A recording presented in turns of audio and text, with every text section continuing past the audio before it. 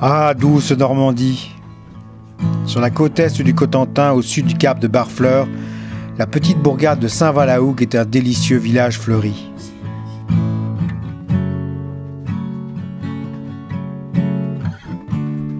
Rattachée à la côte par un passage à pied sec à marée basse, Tatiou, sa voisine, est une île de 28 hectares.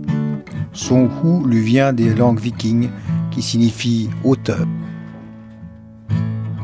De Vauban en 1686 au mur de l'Atlantique de la Deuxième Guerre mondiale, l'histoire de l'île est très militaire. En 1692, la bataille de la Hougue oppose l'amiral de Tourville à une coalition anglo-hollandaise des plus fortes. Les épaves se comptent par dizaines et font le bonheur de la population locale qui y trouve bois de construction et de chauffage, bronze et cordages. En 1720, alors que la peste sévit à Marseille, Louis XV crée un lazaret sur l'île.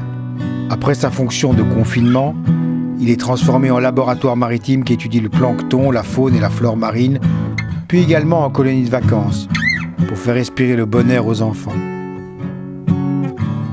Les liaisons à la côte s'effectuaient alors avec une grande chaloupe, le Robinson, aujourd'hui remplacé par un véhicule amphibie.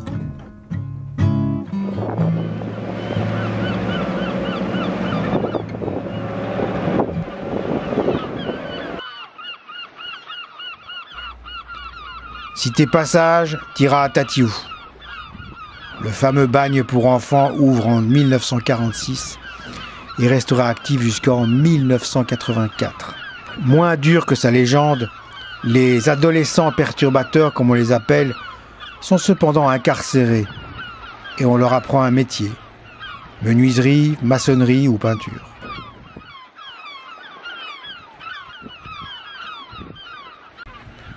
Actuellement, c'est la nature qui est célébrée sur l'île.